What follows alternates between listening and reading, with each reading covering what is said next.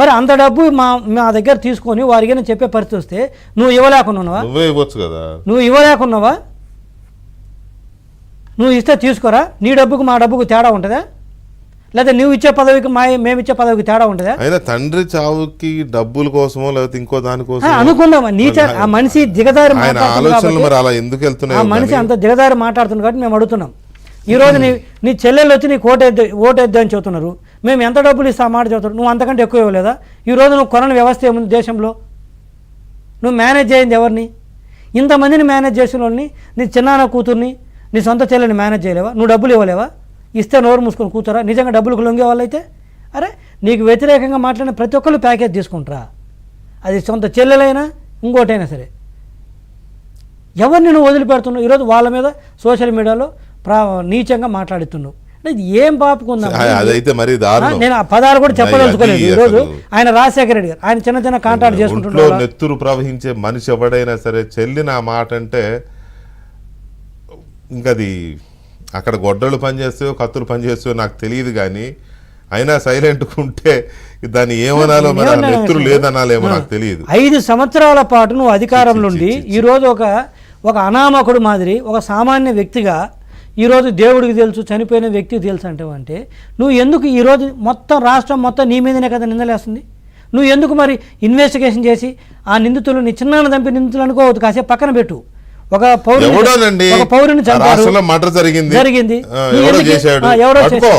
ఎవరినో చంపారు, ఎవరినో బయటపడేది. ఈరోజు 5 సంవత్సరాల తర్వాత వచ్చి మళ్ళా ఎన్నికలకు ఈరోజు సునీత గారు చెప్పారు, ఊచినట్టు చెప్పారు.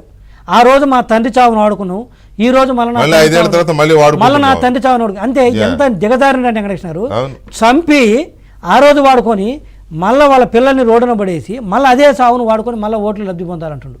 తర్వాత ఏం చెప్పాడు? రాజారెడ్డిని చంపింది చంద్రబాబు నాయుడు గారు. అదే టీడీపీలో సతీష్ గారు ఉన్నప్పుడు, వేంపల్లి సతీష్ రెడ్డి గారు ఉన్నప్పుడు ఏం చెప్పారు? సతీష్ రెడ్డి ద్వారా చంద్రబాబు నాయుడు చంపించారని చెప్పారు కదా. అదే సతీష్ రెడ్డిని నిన్న ఇంటికి పిలిచి నువ్వు భోజనం పెట్టి పార్టీలో చేర్చుకోలేదా? మరి ఎవరిని చేసావు? రాజశేఖర రెడ్డి గారిని చంపించింది ఎవరని చెప్పారు? అంటే రాజకీయాల కోసం తాతను చంపినోడు నీ దగ్గర ఉంటాడు. రిలయన్స్ అంబానీ వాళ్ళు చంపించారని చెప్పావు. వాళ్ళకు పరిమిళ నష్టానికి రాజ్యసభ ఎంపీ ఇస్తావు. వాళ్ళని తీసుకొచ్చి ఇంటికి తీసుకొచ్చి భోజనాలు పెట్టి పట్టు వస్త్రాలు పెట్టి పంపిస్తావు.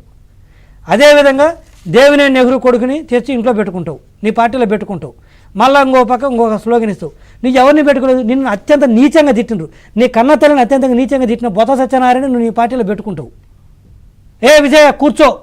ఇది బొత్స సత్యనారాయణ గారు అసెంబ్లీ సాక్షిగా, గఫూర్ గారు మీరు ఉన్నారు అప్పుడు అసెంబ్లీలో ఎమ్మెల్యేగా, ప్రత్యక్ష సాక్షి మీరు ఎమ్మెల్యేగా ఉండి.